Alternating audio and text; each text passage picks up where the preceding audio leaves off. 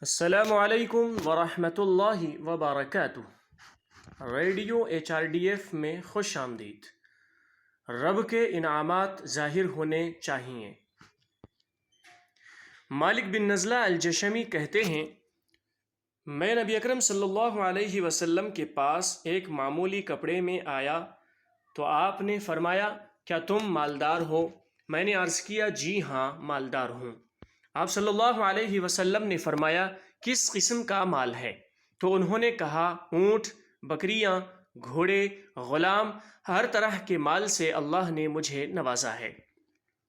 یہ سن کر آپ صلی اللہ علیہ وسلم نے فرمایا، جب اللہ نے تمہیں مال و دولت سے نوازا ہے تو اللہ کے انعامات اور اس کے اعزاز کا اثر تمہارے اوپر نظر آنا چاہیے۔ معاشی خوشحالی کے لیے کوشش کرنا اور کاشتکاری کرنا کوئی جرم نہیں ہے، کمائی صرف جائز ہونی چاہیے۔ بہت سے بڑے بڑے صحابہ اور علماء نے اس سلسلے میں ہمارے لیے ایک مثال قائم کی ہے۔ اسلام یہ سکھاتا ہے کہ ہمیں اپنی ضرورتوں اور اپنے ماتحتوں کی ضروریات کے لیے کمائی کرنی چاہیے۔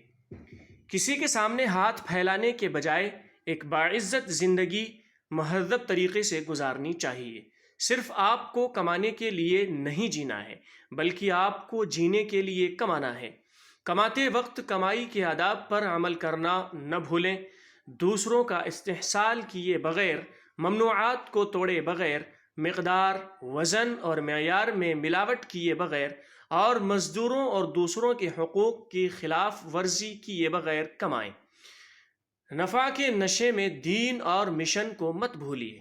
صدقہ اور زکوٰۃ بغیر کسی رکاوٹ کے ادا کریں، یہ کچھ کمائی کے اہم آداب ہیں۔ کچھ لوگ ہیں جو اپنا سارا پیسہ ضائع کرتے ہیں اور اسے غیر ضروری چیزوں میں ضائع کرتے ہیں۔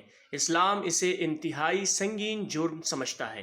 قرآن کریم ایسے لوگوں کو سخت الفاظ میں خبردار کرتا ہے۔ اس کے برخلاف ہم کچھ اس طرح کے لوگوں کو بھی دیکھ سکتے ہیں، وہ اللہ کی نعمتوں کو خرچ کرنے اور بانٹنے میں بہت کاہل اور کنجوس ہیں، جو کہ جان بوجھ کر نہیں ہو سکتا، لیکن غفلت کی ایک قسم ہو سکتی ہے۔ یہ غفلت اپنے معاملات پر خرچ کرنے میں بھی ظاہر ہوتی ہے۔ یہ غفلت اپنے معاملات کے لیے خرچ کرنے میں بھی ظاہر ہوتی ہے۔ خوراک، مکان، لباس، سفر، تعلیم اور طبی دیکھ بھال میں اسراف سے گریز کرتے ہوئے جتنا ہو سکے خرچ کرنا بھول جاتے ہیں۔